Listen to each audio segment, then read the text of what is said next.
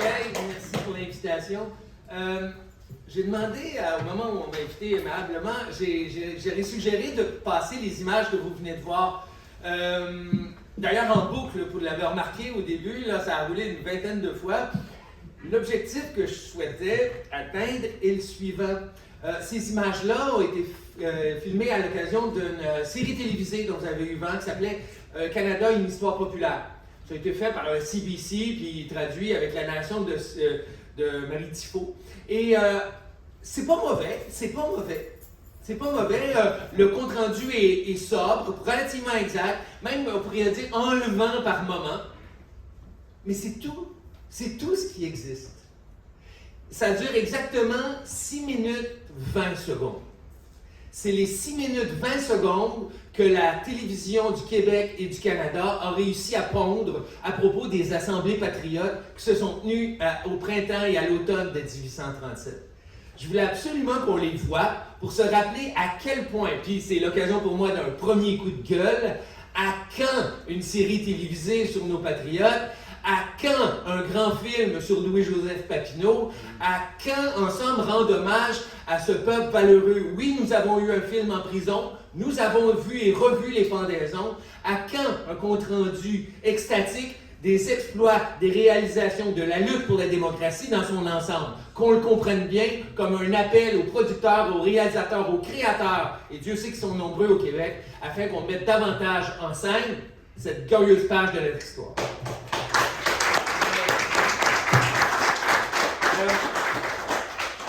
Il y en a plusieurs qui me connaissent ici et vice-versa, et vous êtes en général habitués à me voir partir en roue libre pendant 2 heures.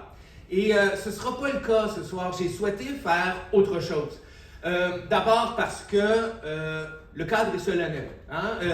On rend hommage aujourd'hui, on commémore 185e anniversaire de l'Assemblée des 6 comtés, le plus grand rassemblement patriote, le moment où les choses furent le plus clairement et le plus audiblement prononcées à la veille des rébellions de 1837. Il y a ici un peuple et il veut son indépendance.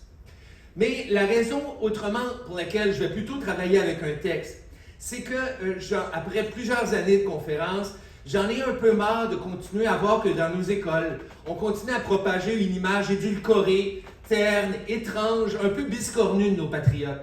Alors, peut-être davantage qu'une conférence à bâton rompu, j'ai souhaité placer un texte. Un texte qui, selon moi, après plusieurs années de réflexion sur le sujet, m'amène à poser ce regard pour l'Assemblée des 6 comtés. Non, ce n'était pas une demande du gouvernement responsable, c'était la demande pour une république. Non, les Britanniques ne nous ont pas donné un parlement parce qu'ils trouvaient ça normal de nous en accorder un. Ils ont accordé un parlement parce qu'ils voulaient lever des taxes ici. Non, la révolution des patriotes ne fut pas une révolution ethnique, mais en revanche, la répression qui leur fut appliquée ensuite, elle fut ethnique. Comment juger un bourreau qui, sur 12 condamnés à mort, va en pendre 12 francophones? Comment expliquer autrement que les 58 exilés en Australie étaient tous des francophones? Comment expliquer que sur les 1244 arrestations, il n'y avait que 3 anglophones? Sinon, y voir simplement la trace de la répression d'un peuple par un autre.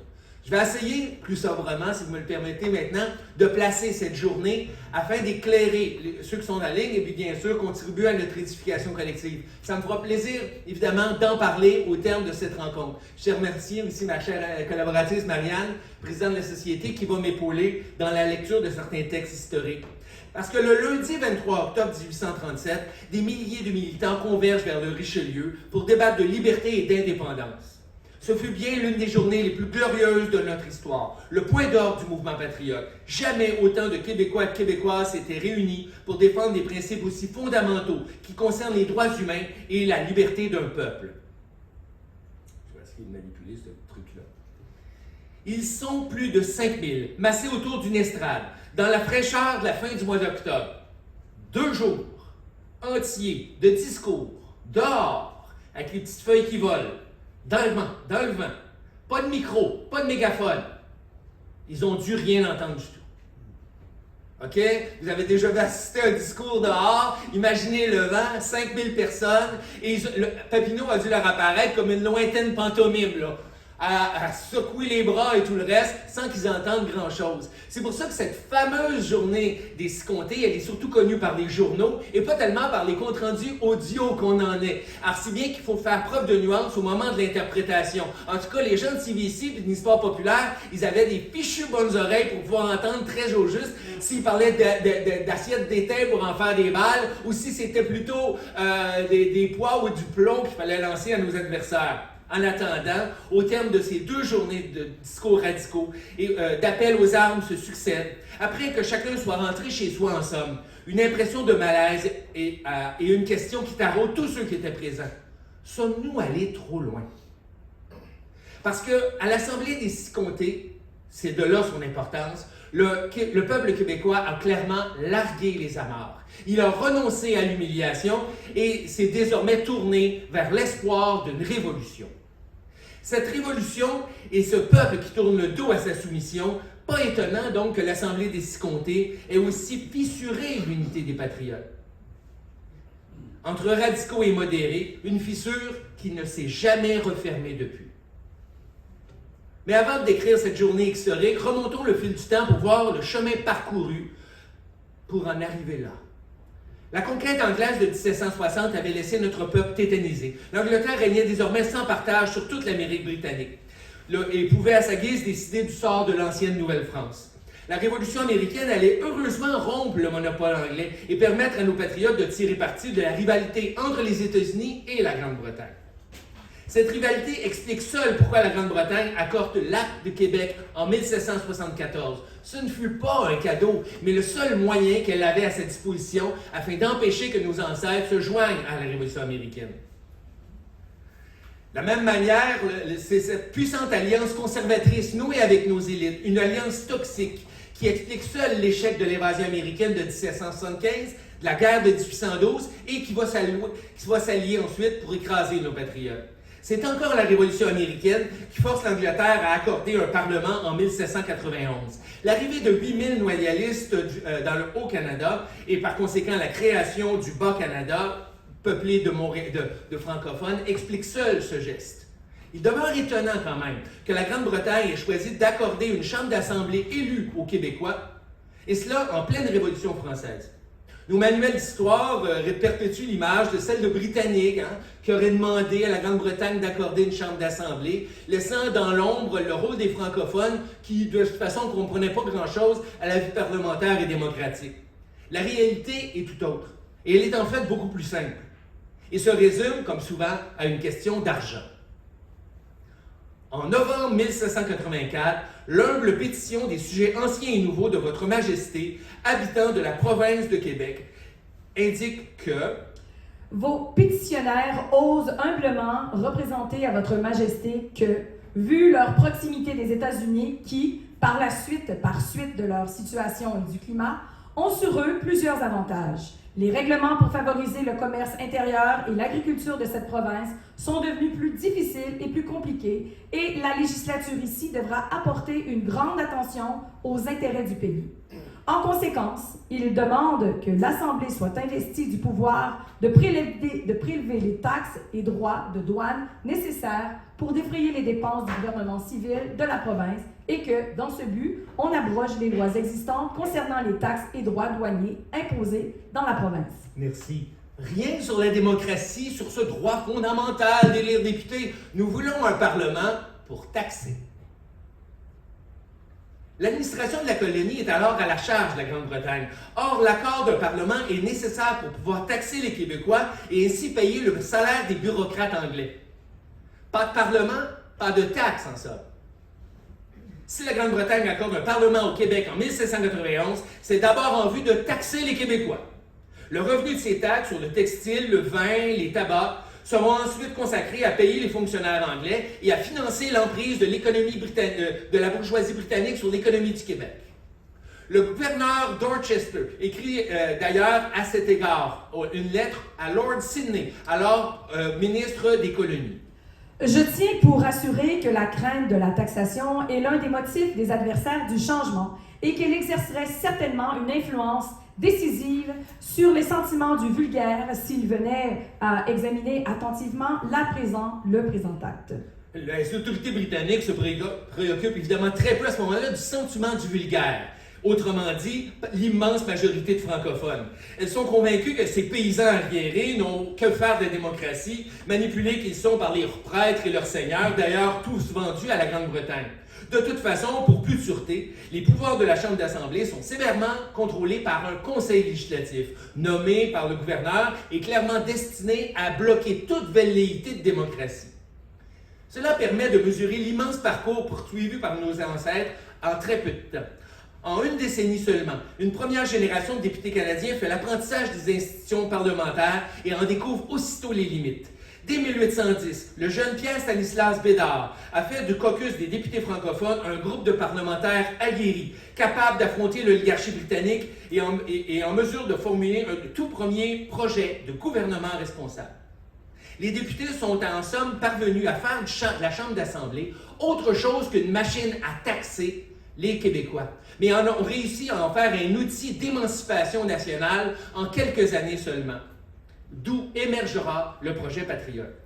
La fameuse guerre de 1812, vous vous souvenez, on nous en a cassé les oreilles il y a quelques années, aura surtout eu pour effet d'avoir atrocement endetté la Grande-Bretagne. En 1816, le déficit des dépenses de l'administration de la colonie atteint 20 000 livres. Au même moment, les revenus provenant des taxes auprès des Québécois atteignaient un surplus de 140 000 livres. La Grande-Bretagne, à ce moment-là, se ronge les ongles à l'idée de mettre la main sur cette cagnotte pour pouvoir défrayer ses dépenses dans la colonie. Or, la Constitution de 1791 impose à la Grande-Bretagne l'obligation donc d'obtenir un vote des députés. Ça s'appelle les subsides. En 1818, le gouverneur Lord Sherbrooke, tiens donc un voisin d'ici, communique donc à la Chambre d'Assemblée l'ordre reçu de son Altesse royale de voter les sommes nécessaires pour les dépenses ordinaires annuelles de la province. En exigeant des députés patriotes que ces subsides lui soient versés sans condition, le gouverneur Sherbrooke déclarait aux députés une guerre procédurale qui allait durer 20 ans. La guerre des subsides sonne le réveil d'une seconde génération de députés, celle des Louis Bourdage, Denis Benjamin Vigée, John Neilson et surtout de Louis-Joseph Papineau. Papineau a 29 ans quand il se hisse à la tête du Parti canadien en 1815. Tout au long de l'affrontement avec le gouverneur, le jeune chef Papineau fait preuve d'une maîtrise stupéfiante des institutions parlementaires. Papineau entrevoit aussitôt la possibilité qu'offre l'accession des députés pour faire pression sur le gouvernement et attirer l'attention sur des enjeux qui préoccupent bien plus la population, tels que l'éducation, l'état de la voirie et surtout l'ouverture de la fonction publique à des francophones. Au gouverneur Sherbrooke puis Dalhousie, qui exige que les subsides soient versés automatiquement, les députés patriotes ripostent en retardant le vote des crédits. Choisissent de les adopter article par article. Ils prennent alors un malin plaisir à décliner la liste des salaires versés avec les taxes prélevées auprès des Québécois. Ainsi, pendant des jours et des jours, on lit la liste de chacun des fonctionnaires, avec qui on décline ses tâches, son titre et bien sûr le salaire qui lui est versé. On apprend par exemple que l'honorable Jonathan Sewell, procureur de la province, cumule à lui seul 5 emplois grassement payés dans la fonction publique québécoise et que chacun de ses 3 fils occupe lui-même un emploi au gouvernement du Québec. À compter de 1824, les affrontements entre l'Assemblée et le gouverneur Dalhousie deviennent systématiques. Les députés patriotes cherchent maintenant à étendre leur contrôle sur l'ensemble des dépenses faites dans la colonie. Non seulement ils refusent de voter les subsides, mais en plus ils décident de cesser de percevoir les taxes auprès des Québécois, ce qui les rend bien sûr un peu quand même populaires. Mais en attendant, ils tarissent ainsi les sources de revenus du gouvernement. En riposte, le gouverneur Dalhousie utilise son conseil législatif pour bloquer les lois votées dans l'Assemblée. Il désavoue la Chambre à répétition, forçant à chaque fois la tenue d'une nouvelle élection, et à chaque fois, la population réélit, parfois avec des majorités accrues, les mêmes députés patriotes dans les mêmes comtés. Le résultat est que les subsides ne sont plus versés qu'au compte-gouttes et que le gouvernement colonial doit emprunter sur les marchés financiers pour financer ses activités dans la colonie. Papineau est littéralement parvenu à paralyser le gouvernement colonial. Le gouverneur porte alors l'affaire en Angleterre afin de mettre la Chambre d'Assemblée en accusation. En 1828, cependant, Londres n'a d'autre choix que de reconnaître la validité des arguments du chef patriote. C'est quand même assez remarquable que le jeune homme de 30 ans ait pu saisir à ce point le droit britannique au point de pouvoir, condamner à la retraite un gouverneur anglais, parce que Lord Dalhousie en question, il ira finir sa carrière en Inde. Au début de 1830, l'étoile de Papineau est à son zénith. Il est alors le premier de son peuple, celui qui ose affronter l'occupant britannique sur son propre terrain, celui des institutions britanniques. Surtout, il est l'incorruptible, celui qui refuse de siéger comme conseiller, comme ministre même, tant que le gouvernement ne sera pas authentiquement mis au service de la majorité française et du peuple bas-canadien. Comment expliquer qu'en seulement 2 générations, ce peuple que l'on croyait dévasté a pu prendre conscience de son unité et s'approprier les institutions parlementaires au point de faire trembler le gouvernement colonial? Ce petit peuple a su se relever depuis la conquête. Sa population a décuplé, passant de 60 000 au moment de la conquête à 1 demi-million au début des années 1830. Il s'est enrichi aussi.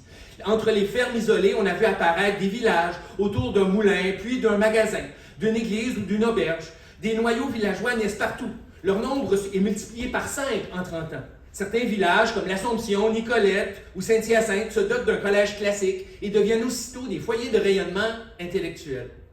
La naissance des villages entraîne aussi l'essor d'une classe nouvelle, composée de marchands, d'artisans, de professionnels, de notaires, d'avocats et de médecins. Ils sont particulièrement sollicités pour leurs conseils, évidemment, parce qu'ils savent lire et écrire. Ils sont au fait de toutes les affaires du village.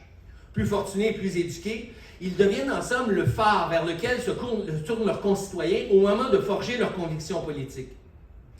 Ces gens-là vivent aussi la crise agricole à plein, les rendements en baisse, l'exclusion économique.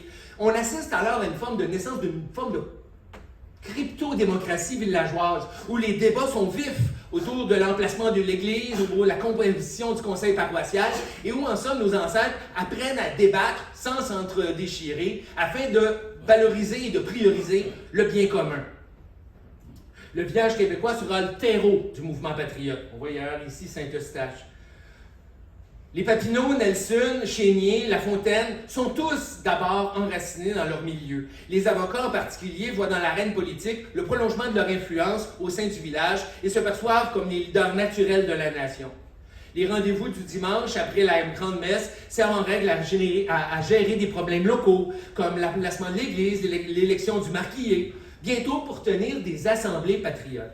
C'est ainsi que naît dans les républiques paroissiales cette démocratie locale, vigoureuse mais archaïque, au terme de laquelle on s'aperçoit du poids de la tutelle coloniale et que le message patriote commence à percoler.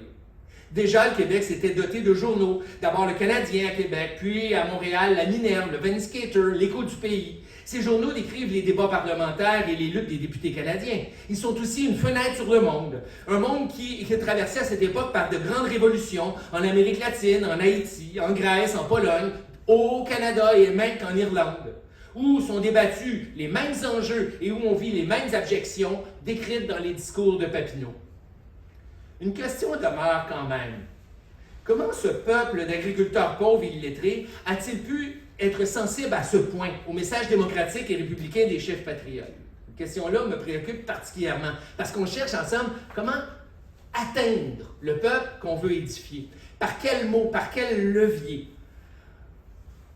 Comment ensemble ce petit peuple a pu en soi être politisé à ce point, au point que les gens vont se ruer à l'Assemblée des 6 comtés, ou vont oser braver les balles anglaises et même risquer la mort par pendaison. Pour le comprendre, ce dévouement, il faut comprendre certains traits de la société rurale traditionnelle québécoise. L'esprit d'indépendance y est très fort, et surtout, les fidélités entre clans sont sacrées. Il faut rappeler l'importance des réseaux familiaux, par exemple, des liens communautaires et du clientélisme dans le régime seigneurial. À Verchères, à Saint-Hyacinthe ou à Saint-Charles, quand le seigneur ou le notable dit « joignez-vous aux patriotes », c'est toute la population qui s'y joint. Quand dans l'Anaudière, un Joseph Masson ou un Faribault dit « non, on ne participe pas aux rébellions », vous allez voir l'Anaudière s'asseoir sur ses mains pendant les rébellions. Ce qu'on appelle aujourd'hui la conscience politique, là, chacun en son fort intérieur met une petite croix à côté du parti qu'il juge le bon, c'est un réflexe qui n'existe pas chez nos ancêtres en 1837. Quand il y avait des élections dans un village à cette époque, on commençait par réunir tous les chefs de famille. Et ensemble, lors d'une assemblée où on jasait, souvent avec les candidats présents, on discutait non pas ce qui est bon pour moi, mais ce qui est bon pour nous. Ce qui est bon pour le village. Et c'est pour ça qu'on voit ces gens-là, souvent qui ne savaient même ni lire ni écrire, se rallier à des revendications très élevées, parfois très complexes, même pour nous en 2022. Pensons aux 92 résolutions. Comment les patriotes ont pu faire le lien? C'est en relayant ces informations-là par des élites villageoises qui ont réuni leurs gens en disant « Écoutez, on a lu les discours patriotes, on a suivi les débats parlementaires et on a décidé que ce qui est bon pour Sainte-Pie-de-Bagotte est bon pour les patriotes. » Et c'est ainsi que les chefs de famille, en leur âme et conscience, ont décidé de se rallier à leurs élites. Constamment, dans ce milieu-là, on le constate. Je ne sais pas comment vous réagissez à un tel comportement. Peut-être le trouvez-vous antidémocratique. Mais ce qui est clair, c'est qu'aujourd'hui, alors que l'opinion politique est quelque chose d'éminemment personnel, Dieu sait qu'on nous le rappelle souvent, à l'époque, rien de tel. On pensait d'abord en fonction du bien de la communauté. Le prix à payer pour cela, cependant, pour Papineau, c'est de devoir laisser une voix à tous les mécontents du mouvement. Lorsque Papineau fait la tournée des paroisses du Bas-Canada, il doit entendre les doléances qui émergent partout, la pauvreté, l'humiliation, et il doit, en somme, en même temps qu'il passe son message politique, être attentif aux opinions, y compris les plus radicales. Car en dehors de la Montérégie, l'influence de Papineau est moins claire. Dans Deux-Montagnes, Vaudreuil, l'Acadie, ce sont des chefs locaux qui assurent l'animation politique. Or, les Chéniers, Cyril Octave-Côté, Lucien Gagnon, Jean-Baptiste Dumouchel ou Joseph Bouchette sont souvent mus par des rancœurs personnelles et sont plus enclins à rallier les idées radicales. Des questions comme l'accès aux terres, l'endettement paysan, l'abolition pure et simple du régime seigneurial. Parmi toutes ces sources de mécontentement-là, la haine, en plus, entre francophones et anglophones, qui est réelle lorsqu'on se déplace au ras des Pâquerettes en 1837 dans le Bas-Canada. Les patriotes, par exemple, de Napierville, détestent les loyalistes qui sont installés pas loin à Odelltown. Les anglophones de Huntingdon et de Russelltown, aujourd'hui ça s'appelle Saint-Chrysostome, sont ulcérés par la tenue d'assemblée patriote à Sainte-Martine. Les Écossais d'Argenteuil sont énervés au plus haut point par les patriotes de Deux-Montagnes. Il y a partout des enjeux locaux extrêmement aigus et tendus qui font en sorte que le bateau patriote prend de plus en plus l'eau et a de la difficulté à suivre la vague, tant il semble avoir du mal à rejoindre son propre peuple. Lorsqu'on souhaite fédérer les mécontents, c'est un peu ce qu'on fait le mouvement patriote, il faut aussi se mettre à la remorque de gens qui sont un peu plus pressés et qui n'attendent pas nécessairement d'avoir reçu des armes des États-Unis ou avoir de l'argent et un commandement avant de passer aux actes. D'ailleurs, on le voit au moment de l'insurrection, partout les grandes batailles sont précédées de séries de charivaris, de coups de main, d'abord destinés à dénouer des rivalités locales. À ce jeu, autant du côté patriote que loyal, il est probable que des groupes aient pu agir de leur propre chef, faire déraper la stratégie nationale de Papineau et enclencher le mécanisme de la répression. L'année 1832 est une année charnière, d'où émergera une troisième génération de patriotes, celle de la rébellion, les Ludger Duvernay, justement, de Wilfred Nelson, de Jean-Olivier Chénier, de François-Thomas-Marie de Lorimier, celle qui allait faire la rébellion. L'année commence par l'arrestation de Ludger Duvernay, qui était condamné pour diffamation. Juste pour situer Duvernay, il était arrêté 3 fois pour diffamation, 2 fois pour duel. Puis ensuite, il va être arrêté pseudo-ment pour dette. Il a fait 5 jours en prison, plus 2 aussi aux États-Unis. C'est quand même un type assez aguerri, une forme de guerrilleros, un homme extraordinaire qui mérite qu'on le connaisse davantage et qu'on en parle davantage dans nos écoles.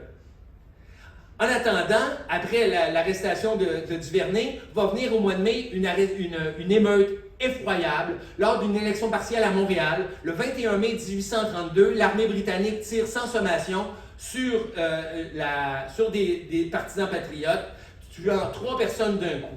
C'est la prostration. Va suivre ensuite une terrible calamité évidemment qui s'intitule le choléra, la crise du choléra de 1832, qui va tuer 6000 personnes et qui va créer une drôle d'impression à l'effet qu'on dirait que les choses s'organisent de telle façon qu'on oserait même parler de génocide. Alors, Rodier écrit alors: C'est ça. Ce n'était pas assez de nous envoyer des égoïstes avides, sans autre esprit de liberté que celle que peut donner une simple éducation de comptoir, s'enrichir aux dépens des Canadiens et chercher ensuite à les asservir. Il fallait encore se débarrasser de mendiants et les jeter par milliers sur nos rivages. Il fallait nous envoyer des pauvres misérables qui, après avoir partagé le pain de nos enfants, se porteront aux horreurs ou peuvent entraîner la faim et la misère. Il fallait plus. Il fallait nous envoyer à leur suite la peste et la mort. Le commentaire est très dur de la part d'un chef patriote d'accuser indirectement les mendiants, c'est-à-dire les immigrants irlandais, d'avoir propagé la peste et le choléra au Bas-Canada. Mais ça donne une idée du ton avec lequel les adversaires s'affrontent dès cette époque.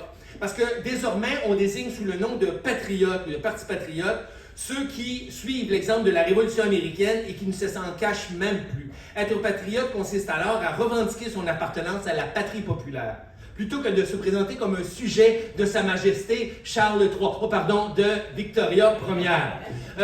Être sujet, c'est-à-dire accepter sa suggestion, c'est-à-dire tout bonnement sa soumission. Plutôt que de se dire sujet, on se dit désormais citoyen, membre de la cité patriotique, c'est-à-dire prêter allégeance non pas au souverain, mais à la patrie. C'est ça que ça veut dire être patriote. D'ailleurs, François Réal-Anger écrit à cette époque: Ô terre américaine, sois l'égal des rois, tout se fait souveraine, tout te fait souveraine, la nature et tes lois. Pressé par ses radicaux et soucieux de conserver une autorité sur son caucus, Papineau engage alors une radicalisation du parti et dépose au début de 1834 92 résolutions qui exigent la réforme en profondeur des institutions politiques. 3 ans plus tard, l'adresse des Fils de la Liberté aux jeunes de la colonie d'Amérique du Nord résume bien les 92 résolutions avec une grande éloquence, comme vous allez le constater. En conséquence, nous, les officiers et membres du comité de l'Association des Fils de la Liberté dans Montréal, en notre propre nom ainsi qu'au nom de ceux que nous représentons, nous nous engageons solennellement envers notre patrie maltraitée et envers chacun de nous à dévouer toute notre énergie et à nous tenir prêts à agir, suivant que les circonstances le requerront, afin de procurer à cette province un système de gouvernement réformé, basé sur le principe d'élection, un gouvernement exécutif responsable, le contrôle par la branche représentative de la législature sur tous les revenus publics et de quelque source qu'ils proviennent, le rappel de toutes les lois et chartes passées par une autorité étrangère et qui pourraient empiéter sur les droits du peuple et de ses représentants, et spécialement celles qui ont rapport à la propriété et à la tenure des terres appartenant soit au public, soit aux individus. Un système amélioré pour la vente des terres publiques, au fin que ceux qui désireraient s'y établir puissent le faire avec le moins de frais possible. L'abolition du cumul des places et de l'irresponsabilité des officiers publics. Et une stricte égalité devant la loi pour toutes les classes sans distinction d'origine, de langage ou de religion.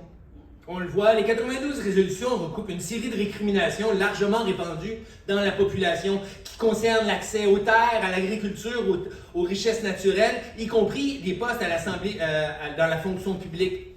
Elle suscite un véritable engouement populaire et la tenue d'assemblée prétexte à signer une immense pétition de 78 000 noms. C'est quand même intéressant, cette pétition-là, elle existe, elle est perdue dans les archives britanniques. C'est un rouleau, un seul rouleau. C'est-à-dire que c'est des députés patriotes qui se baladaient de paroisse en paroisse. Ce n'était pas comme aujourd'hui des pétitions en ligne, encore moins, mais même des feuilles volantes là, qu'on rassemblait. C'était un seul document qui a parcouru tout le Bas-Canada, ce qui lui donne l'allure d'un parchemin qui fait 60 mètres de long. C'est tout à fait émouvant lorsqu'on a dans les mains et qu'on peut constater à quel point ça a dû demander quand même logistique comme dévouement de faire ainsi le tour de quelques 127 paroisses du Bas-Canada.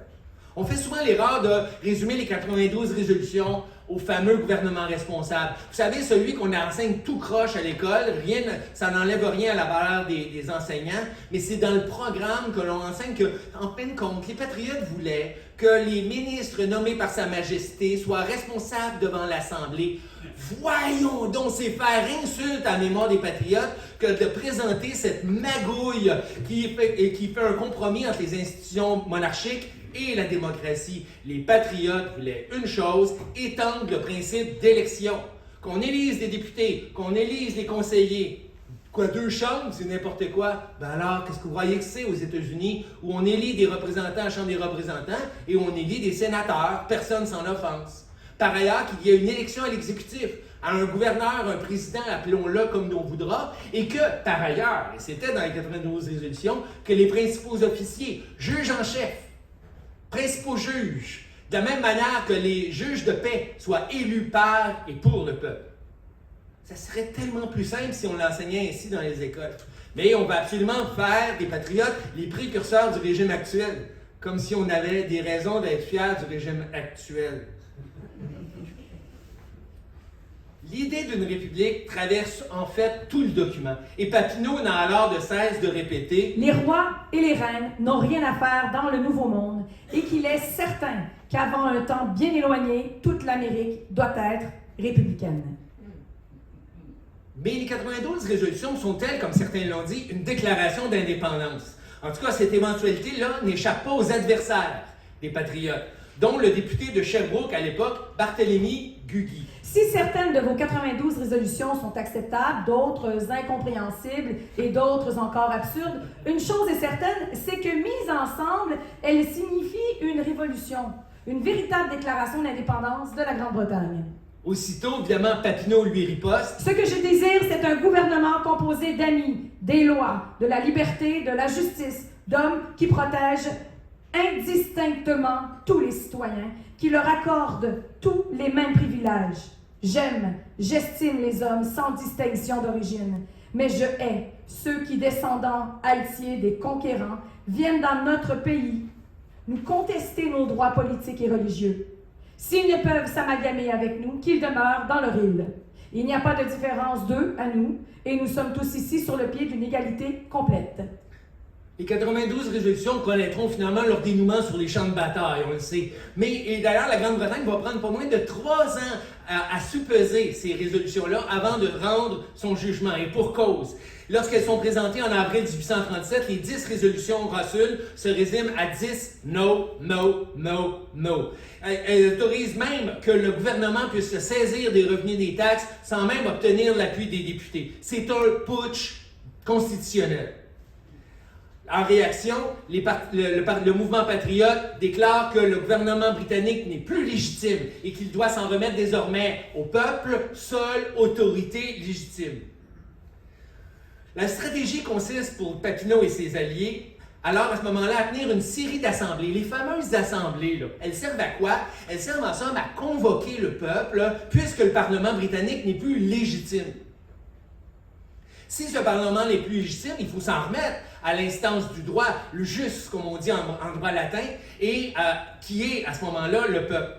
On appelle à ce moment-là la création d'institutions parallèles. On somme par exemple les juges de paix, officiers, professeurs, policiers, juges de cour circulaire, quiconque travaille ou a un contrôle le gouvernement à démissionner de sa charge et à plutôt choisir d'être élu par ses concitoyens.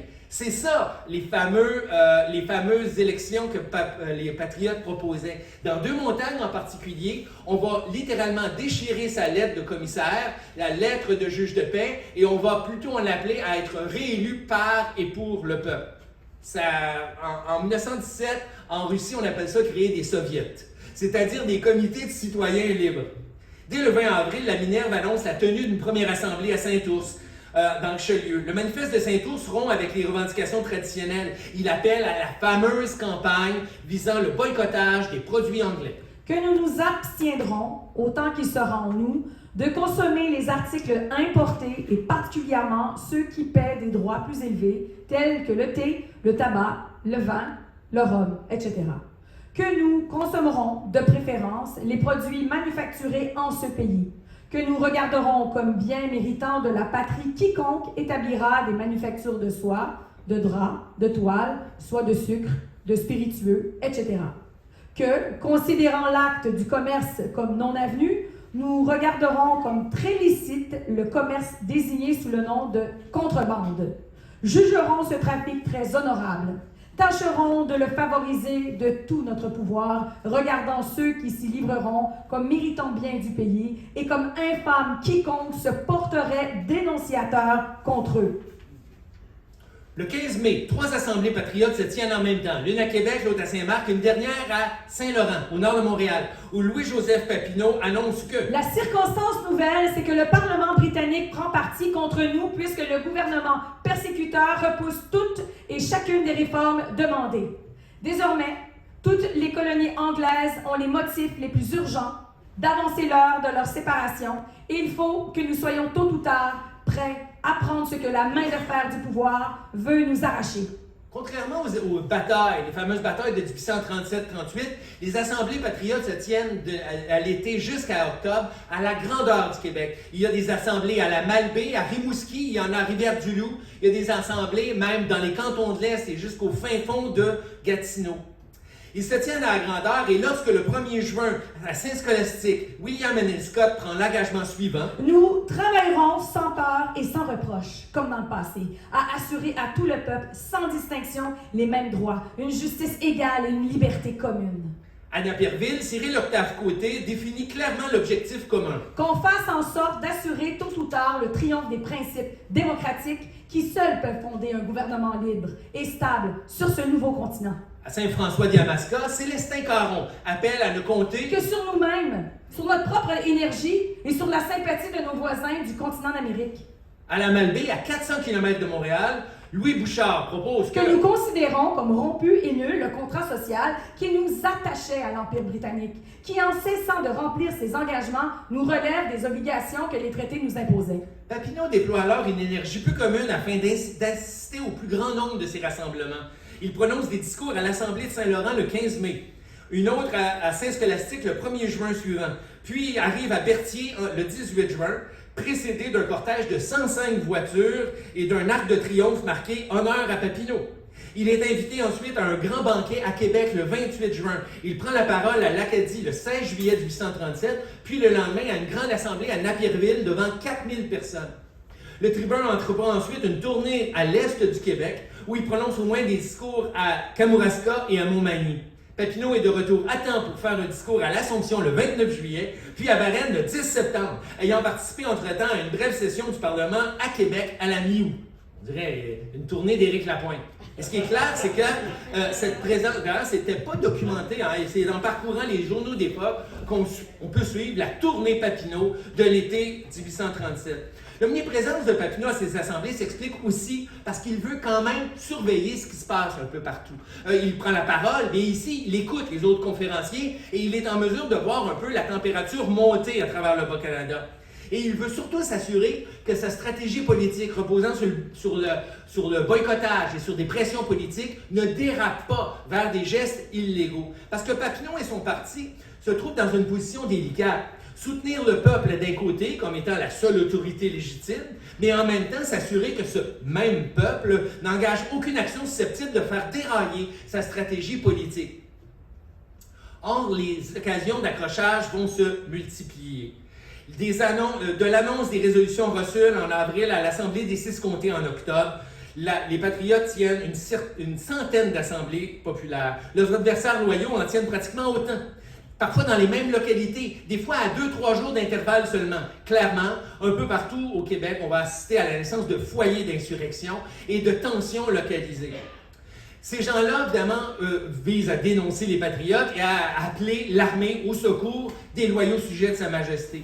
On peut parler de dérapage à partir du moment où certaines de ces organisations loyales aux patriotes prennent d'elles-mêmes des initiatives. Ce sera d'abord à compter du mois de juillet, une première vague de démissions chez les magistrats pro-patriotes, suivie d'une autre plus intense encore à la fin août. Un mouvement que Papineau n'avait même pas commandé, ni même vu venir. il y a un événement qui est remarquable qui se déroule le 9 septembre à l'hôtel Nelson, sur la plage Jacques-Cartier, où le comité central et permanent des Patriotes tient une réunion. Alors à ce moment-là, il y a Célestin Beausoleil, un gars du Haut-Richelieu, qui arrive tout fier d'être content avec la lettre de 60 fonctionnaires qui venaient de déchirer leur licence comme juge de paix. 60 représentants de Sa Majesté du Haut-Richelieu démissionnent en bloc. Il faut croire que les juges de paix à ce moment-là sont un peu techniques. C'est des policiers bénévoles qui se payent sur les amendes qu'ils perçoivent, en tout cas.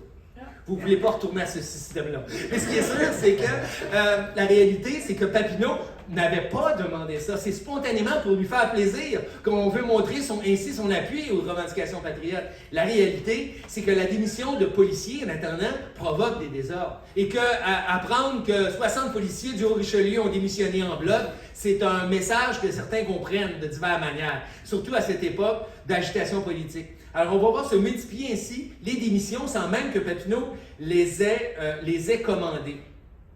Puis ce sera en septembre et en octobre une vague de charivari. Les charivari, dans la périphérie du district de Montréal, on en recense à peu près 130 à 135 environ, qu'on peut appeler d'authentiques charivari, littéralement des émeutes festives qui se déroulent la nuit, déguisées, et qui visent grosso modo à intimider un adversaire politique. Des charivaris, ça existe encore, d'ailleurs on m'a dit, il y en a parfois dans certains de nos villages. Aujourd'hui, ça se fait avec des 4x4 en klaxonnant avec des lumières pour dénoncer quelqu'un qu'on n'aime pas dans le village. À l'époque, les patriotes reprennent la tradition de charivari à des fins politiques. Ils vont ainsi obtenir la démission de juges de paix qui n'acceptent pas spontanément de démissionner. C'est de l'intimidation. En général, ça se passe avec un certain vernis légal. Les patriotes exigent, par exemple, qu'un loyal, un adversaire, signe solennellement sa démission devant tout le monde. À cette condition, on lui fiche la paix. Mais dans certains cas, ces gens-là ne se laisseront pas faire. Ils ont parfois un vieux mousquet dans la maison qui date de la guerre de 1812 et vont s'en servir. Il va y avoir au moins 3 morts suite à certains de ces charivaris-là. Bien sûr, ces charivaris à grandeur, surtout dans l'Haut-Richelieu, partout pavent la voie à des affrontements qui vont devenir de plus en plus gros et qui annoncent bien sûr les batailles de Saint-Denis, Saint-Eustache et Saint-Charles. On pense bien sûr à cette magnifique illustration remarquable qui est la seule image authentique qu'on ait d'un charivari, celui qui se tient devant la maison de Edward Ellis à Beauharnois le 3 novembre 1838 et qui est l'œuvre d'une jeune Anglaise de 17 ans. Une jeune Jane Ellis, dans son diary, peint des patriotes en train de faire en somme du chahut devant sa maison. Et c'est une image extrêmement émouvante, qui est à la fois très rare et très précieuse, de comment l'occupant britannique voit nos patriotes. Littéralement comme des gueux dénudés, souvent pieds nus, qui ont guère d'éléments, qui sont habillés avec des poches de patates, sauf leur glorieuse ceinture fléchée, et qui ont l'air au mieux là, de bêtes féroces.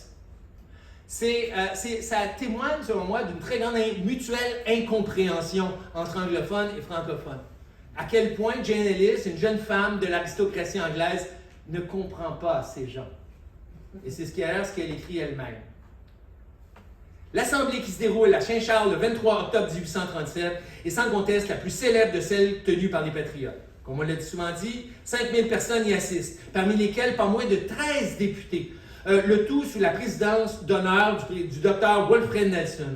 L'événement s'étale sur 2 journées. La première est consacrée à l'accueil des délégations des comtés de Richelieu, Saint-Hyacinthe, Rouville, Chambly, Verchères et l'Acadie qui s'ajoutent à la fin. Au discours des chefs, puis au vote par acclamation de 13 résolutions qui dénoncent le gouvernement britannique et en appellent au peuple à prendre en main sa destinée. Le lendemain, je ne sais pas où ils ont couché. Saint-Charles, à ce moment-là, l'Assemblée s'est tenue sur le balcon, l'estrade était sur le balcon de la maison Chicot-du-Vert, qui est une magnifique résidence. Si vous passez à Saint-Charles, ne manquez pas d'aller y retrouver le site de l'Assemblée de Saint-Charles qui est intact. Et on ne voit pas à quel endroit on peut passer la nuit, sans doute ça a dû bivouaquer, ça s'est allumé des feux dans des tentes. Je tuerais pour revivre avec eux qu'est-ce que ça a dû être comme soirée du lundi au mardi lorsqu'ils ont repris les travaux.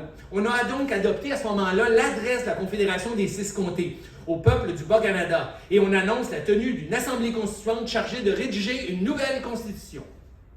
À propos de cette fatidique journée du 23 octobre 1837, les historiens s'entendent à peu près. Pour François-Xavier de Garneau, c'est le moment où la lutte patriote se mue en appel aux armes. Pour Laurent-Olivier David, c'est à peu près la même affaire. Le terme patriote désigne désormais à la fois le député patriote, mais aussi celui ou celle qui décide de prendre les armes contre l'occupant. Pour Gérard Philiteau, un proche de Lionel Groulx, c'est en fait une catastrophe. Parce que les patriotes tournent à ce moment-là le dos à l'action politique constitutionnelle pour plutôt se lancer, dit-il, dans l'espoir peut-être illusoire d'une république libre. Enfin, à tous ces témoignages-là, on pourra conclure que cette date, il y a bel et bien un point de non-retour. Les patriotes tournent le dos à l'action politique et se préparent d'emblée, même s'il est déjà tard, à l'action armée. Le compte-rendu, d'ailleurs, que fait de cette journée la Minerve de Montréal le 26 octobre est proprement jubilatoire. Mais je vous prie de porter attention aux accents militaristes qu'on sent dans le compte-rendu. L'Assemblée du 23 courant à Saint-Charles fera époque dans l'histoire du Canada. Les habitants les plus marquants des 6 comtés ont fait preuve de patriotisme, de zèle et d'union. Ils se sont montrés dignes de leur patrie et ils ont réalisé les espérances des bons patriotes. Honneur donc à ces braves et dignes citoyens. Chacun paraissait pénétré de l'importance des travaux du jour. La Réunion présentait ici le coup d'œil le plus magnifique. Une compagnie d'environ 100 miliciens, sous les armes, se tenait sur les derrières, disposés dans le plus bel ordre, sous le commandement des braves capitaines Lacaisse et Jalbert, 2 des officiers démis par Lord Gosford, mais élus depuis par et pour le peuple. Une foule de drapeaux et de bannières flottait dans les airs et faisait lire, entre autres, ces inscriptions. Fuis Gosford, persécuteur des Canadiens. Vive Papineau et le système électif. Honneur à ceux qui ont renvoyé leur commission et à ceux qui ont été démis. Infamie à leurs successeurs. Nos amis du Haut-Canada, notre force est dans notre union. Honneur aux braves Canadiens de 1813, le pays espère encore leur secours. Indépendance! Les Canadiens meurent, mais ne savent pas se rendre. À midi précis, un coup de canon ayant été tiré, les citoyens réunis des 6 comtés, dont la population est 1/6 de celle de toute la province, s'approchèrent en même temps que les délégués des différentes paroisses. En tête de la phalange patriotique se trouvait le grand réformiste, l'honorable M. Papineau, habillé en étoffe du pays. Arrivé sur le terrain, M. Papineau fut salué par la décharge d'une centaine de fusils et des coups de canon. L'honorable et digne président Wilfred Nelson porta la parole le premier. Il expliqua au long le but de l'Assemblée et termina par annoncer qu'une députation du comté de l'Acadie se présentait avec une adresse aux 5 comtés demandant d'être admis dans la Confédération. Cela fait, M. le Président présenta l'honorable M. Papineau à l'Assemblée en disant « Approchez, Canadiens illustres, venez réjouir par votre présence les cœurs de vos concitoyens opprimés, outragés, et permettez qu'ils bénissent à haute voix le défenseur de leurs droits et le bienfaiteur de leur pays. » Ces mots prononcés avec solennité firent une profonde sensation. Merci. Dans son discours, le dernier que prononce Papineau avant les rébellions, puis avant un fichu moment, il souffle encore le chaud et le froid, et en déçoit plusieurs. Tant il sent autour de lui la pression monter, il ressent le besoin de mettre les freins en somme. Le mouvement patriote entre donc divisé dans la rébellion. Et immédiatement après Papineau, c'est bien sûr Wilfred Nelson qui y va de son fameux « Eh bien, moi, je diverge d'opinion avec M. Papineau et je crois que le temps est venu de fondre nos plats d'étain pour en faire des balles. » Après Papineau et Nelson enchaînent Cyril Octave-Côté, Thomas Sauer Brown et Amaury Giraud. Le contraste est flagrant entre les appels au calme de Papineau et le discours incendiaire de ceux qui le suivent sur l'estrade. L'Assemblée des 6 comtés débouche donc sur un dilemme déchirant.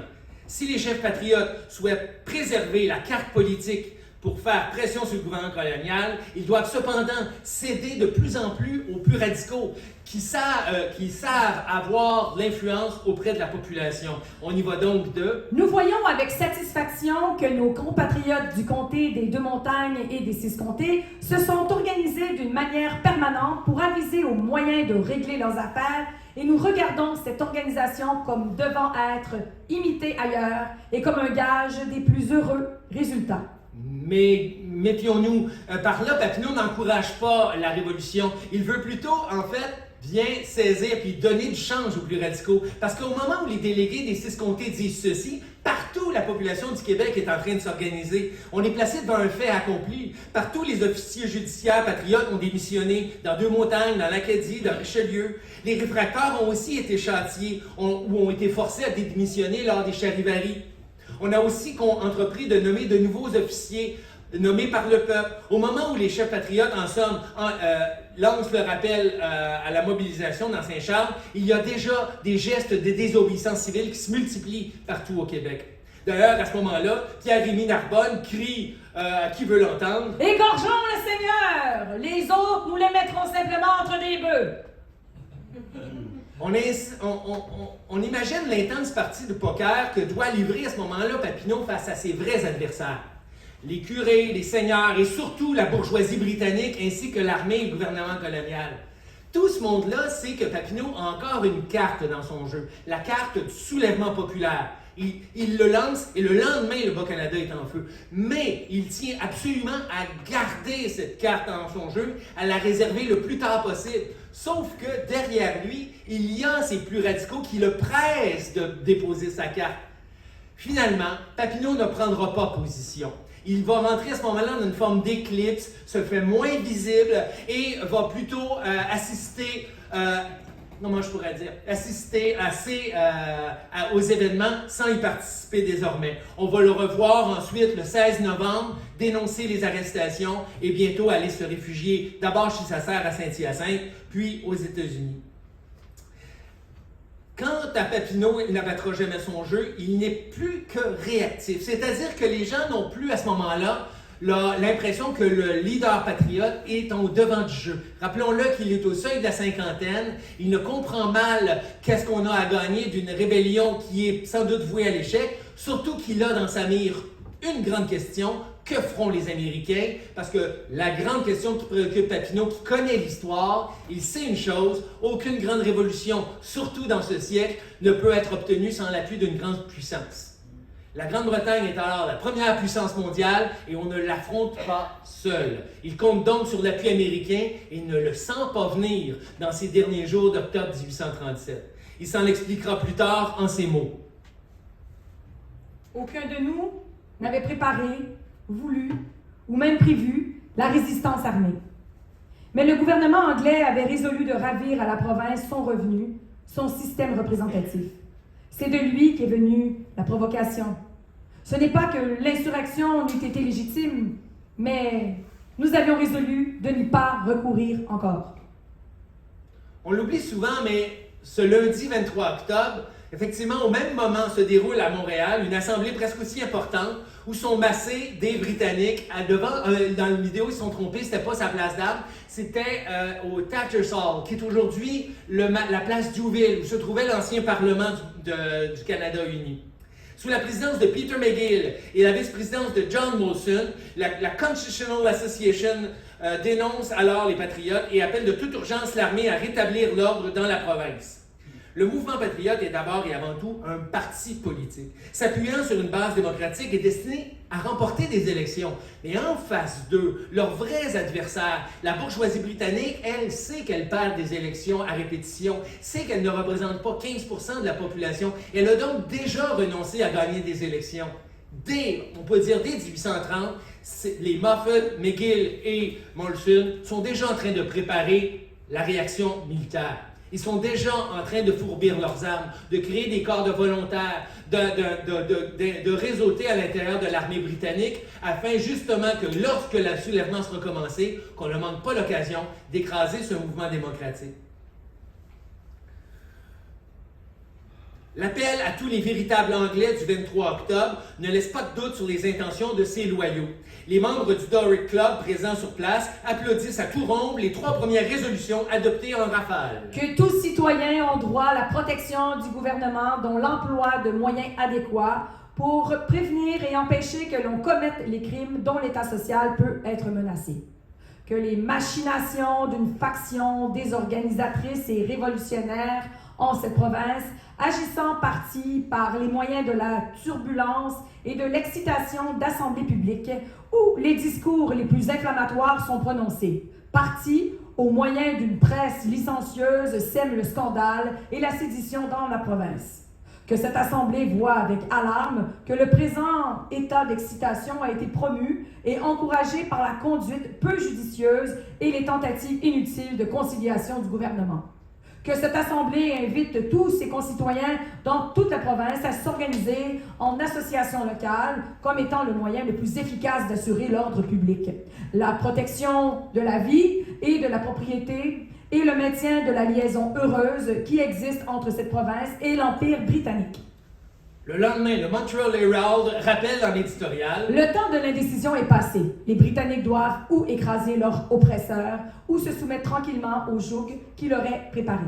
Bon, the English are awakening, comme on dit. Et c'est clair qu'on oublie parfois que les patriotes avaient des adversaires, qui ne se battaient pas contre des fantômes, et que devant eux, il y avait des gens encore plus déterminés à faire verser le sang.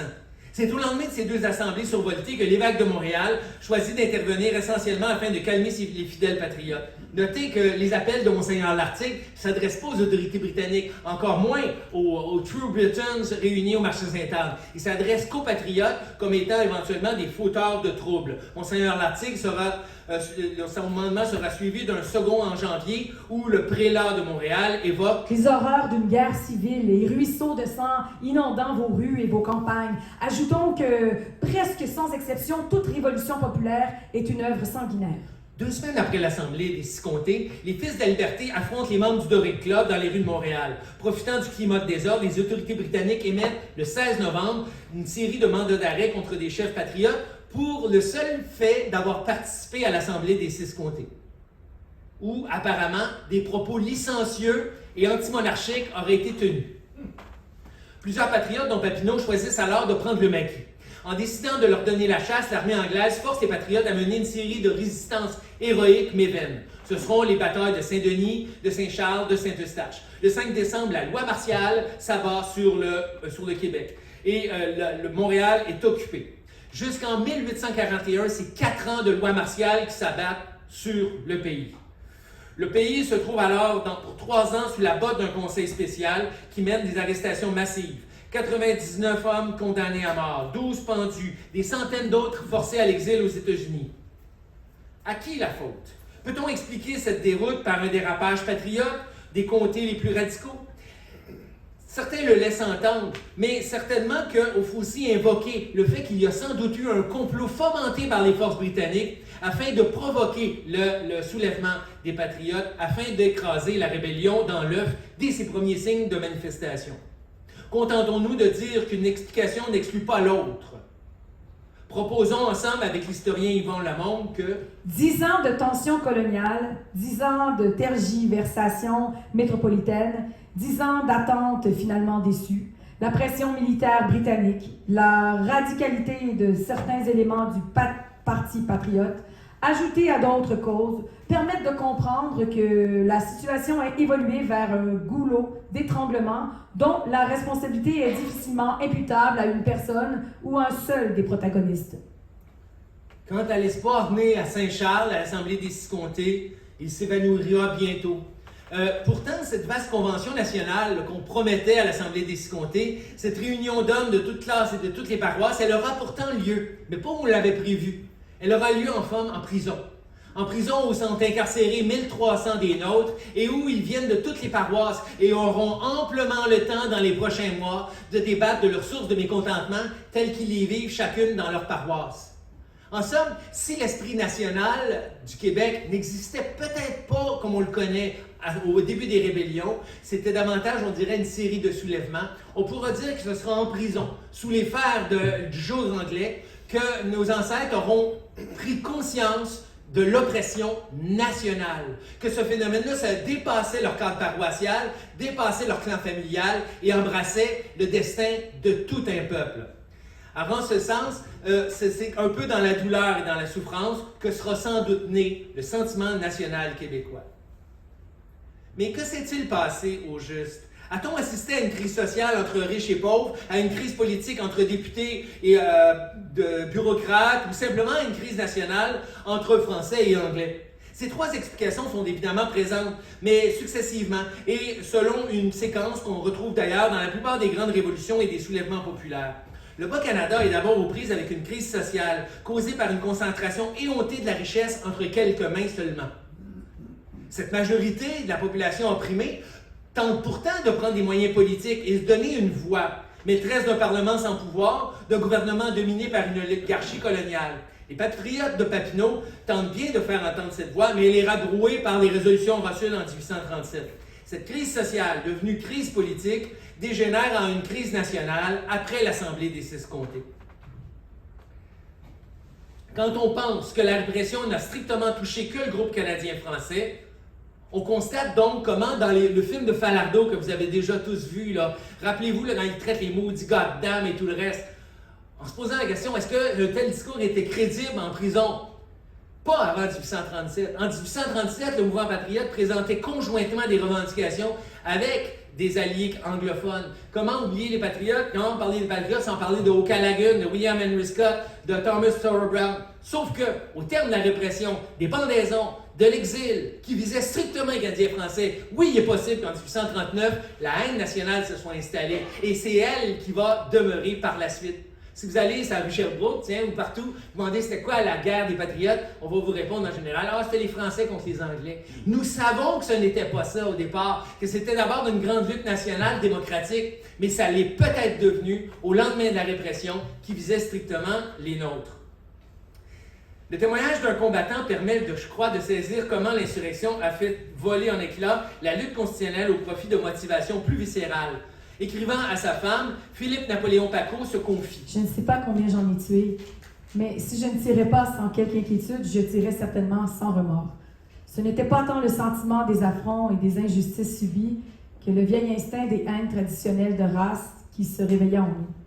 Nous combattions bien le despote, mais c'était surtout l'anglais que nous aimions à coucher en joue, aveugle sentiment bien disparu depuis. La répression disproportionnée change complètement le décor. À partir de la répression de 1838-39, les campagnes incendiaires de Colborne, les villages brûlés, les fermes pillées, les arrestations massives et les pendaisons, au sortir de la répression, le souvenir de 1837-38 demeurera, et pour longtemps, celui d'un affrontement de race et de l'écrasement d'une race par une autre. C'est d'ailleurs la lecture qu'en fera Lord Durham dans son fameux rapport. Je n'entretiens aucun doute sur le caractère national qui doit être donné au Bas-Canada. Ce doit être celui de l'Empire britannique, celui de la majorité de la population de l'Amérique britannique, celui de la race supérieure qui doit, à une époque prochaine, dominer sur tout le continent de l'Amérique du Nord. Mais Durham n'est pas qu'un sale raciste. Il est intelligent. Et il pressent même quel est le destin réservé au Québec. Les prochaines phrases sont lourdes de sens. C'est pour les tirer de leur intériorité que je veux donner aux Canadiens notre caractère anglais. S'ils essaient d'améliorer leurs conditions en rayonnant aux alentours, ces gens se trouveront nécessairement de plus en plus mêlés à une population anglaise. S'ils préfèrent demeurer sur place, la plupart devront servir d'hommes de peine aux industriels anglais. Choisir en somme entre s'exiler aux États-Unis, ils seront d'ailleurs près d'1 million à prendre cette voie après 1837, ou devenir citoyens de seconde zone, prolétaires dans la révolution industrielle, dans leur propre patrie. Choisir en somme entre l'assimilation à l'étranger ou l'exploitation chez soi. La sentence de Durham pèse toujours sur le destin du peuple québécois. Parler de « et vivre en Amérique », français en Amérique, n'ira jamais de soi. C'est un droit qu'on nous fait chèrement payer. À la suite de la rébellion, l'Union de 1840 engage l'assimilation et la mise en minorité définitive des francophones dans leur pays. On en profite d'ailleurs pour fusionner les avoirs du Bas et du Haut-Canada, même si l'Ontario est alors 17 fois plus endetté que le Québec. Les revenus des taxes du Bas-Canada, jalousement défendue par les députés patriotes durant la guerre des subsides, allait donc servir à financer le décollage industriel et les chemins de fer de l'Ontario. Au Canada français se profilait alors un siècle de démission des élites et de la domination cléricale. Les accents républicains et indépendantistes qui avaient résonné à l'Assemblée des Six-Comtés allaient devoir attendre la Révolution tranquille pour de nouveau trouver écho dans la vallée du Saint-Laurent. Depuis, l'héritage patriote est durablement divisé entre deux familles politiques. Là aussi, Durham avait vu juste, avait compris que pour venir à bout de ce peuple, davantage que par l'assimilation, il fallait durablement le diviser sur le plan politique. Écoutez ça. Tout le mal vient que ce peuple reste attaché à ses coutumes et soudé à un chef et à un parti qu'il suive aveuglément. La solution doit consister à briser cette unité de sorte qu'ils se divisent, comme les anciens sujets, selon des partis et des intérêts, et en incitant une partie des élites à participer au système colonial.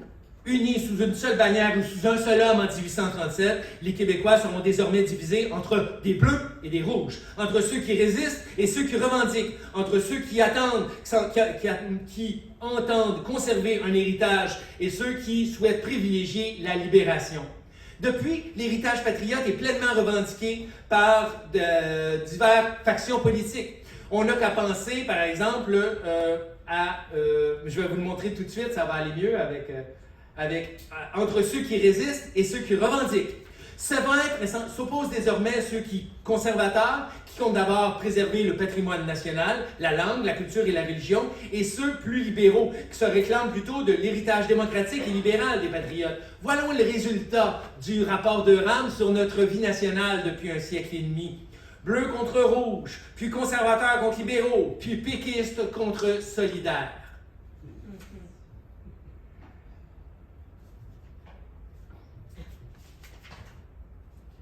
L'importance de l'Assemblée des Six-Comtés vient sans doute du fait qu'elle représente encore pour plusieurs l'expérience insurpassée sur la voie de l'émancipation nationale et un rappel lancinant d'une lutte inachevée qu'il nous reste encore à reconnaître le sens et à trouver le dénouement pour sortir en somme de cette cascade où ce que les uns accusent les autres d'être des traîtres, tandis que les autres sont accusés d'être xénophobes. À ce jeu de ping-pong, Lord Durham aura encore plus atteint son but que si nous avions été assimilés. Je reviens rapidement à une autre image plus tôt. En 1854, quand est fondée la Corporation du cimetière Côte-des-Neiges, deux projets concurrents d'hommage aux patriotes voient le jour. Le monument à Ludger-Duvernay, financé par la Société Saint-Jean-Baptiste, et le monument aux victimes des rébellions de 1837-38, parrainé par les Rouges et l'Institut canadien. Chacun de ces monuments représente une des deux branches rivales du nationalisme et les deux parts de l'héritage patriote. L'un est plutôt conservateur, religieux et culturel et insiste sur la lutte pour la préservation de la langue et de la culture. L'autre est radical, libéral et revendique la part démocratique et républicaine de l'héritage patriote. Vous irez, les deux monuments sont encore là, séparés par à peu près 100 mètres. Ils sont le rappel ironique des deux parts de l'héritage patriote. Debout, côte à côte, au cimetière. Comme un rappel ironique que la lutte nationale des Québécois tient autant de la conservation que de la révolution. Je ne peux pas m'empêcher d'évoquer en terminant un autre élément saillant issu de l'Assemblée des Six-Comtés. Le fameux dessin d'Henri Julien réalisé en 1887, Le Vieux de 37 pour illustrer un poème de Louis Fréchette. Il demeure une image forte dans l'iconographie québécoise. C'est très intéressant, on l'a vu récemment dans les manifs de camionneurs un peu partout. Ce qu'on entend désormais, c'est qu'il serait symbole de violence. Alors, évidemment, rigolons-en. On parle d'un vieillard, tout le moins 80 ans, son fusil ne me fait pas confiance. Il peut être tout aussi bien parti là, pour aller faire de la chasse à la bécasse. Là. En tout cas, si vous voulez des images plus violentes, il y en a disponibles en ligne. Pas au point, en tout cas, de faire trembler de peur les poules mouillées, etc., pour paraphraser Pierre Trudeau. Mais en attendant, l'image, on ne le niera pas, est chargée d'une certaine tension, une certaine force, que tout le monde ici est à mesure de reconnaître. Que même les étudiants de 17 ans ne peuvent pas regarder sans ressentir une certaine émotion. Quelle est la force de ce fameux dessin qui, autrement, semble aller quelque part, mais on ne sait pas où. Il se rappelle, mais on ne sait pas de quoi. La clé, selon moi, réside dans cette paradoxe, une tête de vieillard reposant sur un corps jeune et vigoureux. Que nous dit au juste le vieux patriote?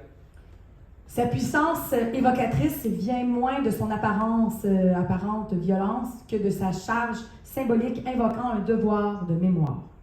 Ce qui frappe finalement dans ce dessin, c'est la détermination de ce corps jeune et vigoureux, surmonté d'une tête de vieillard tranquille fumant sa pipe. Ce paradoxe, c'est le passé interpellant le présent. C'est l'expérience au service de la jeunesse. C'est la mémoire qui inspire l'action. Le vieux patriote se bat et se souvient tout à la fois. Son arme première n'est tout compte fait pas son musquet, mais l'expérience des luttes qu'il nous faut poursuivre. Le vieux patriote se bat, mais surtout il se souvient. Son arme première, c'est la mémoire et sa mission, instruire les générations à venir. Ultime consécration, le 22 novembre 2002, le gouvernement du Québec de Bernard Landry proclamait le lundi précédent, le 25 mai, sera désormais connu au Québec sous le nom de Journée nationale des patriotes. Pour souligner la lutte des patriotes de 1837-1838, pour la reconnaissance nationale de notre peuple, pour sa liberté politique et pour l'obtention d'un système de gouvernement démocratique, nous avons choisi d'honorer de cette manière la mémoire des hommes et des femmes qui, depuis l'implantation des institutions parlementaires en 1791, ont milité pour les droits de la majorité, dont celui du peuple à se gouverner lui-même.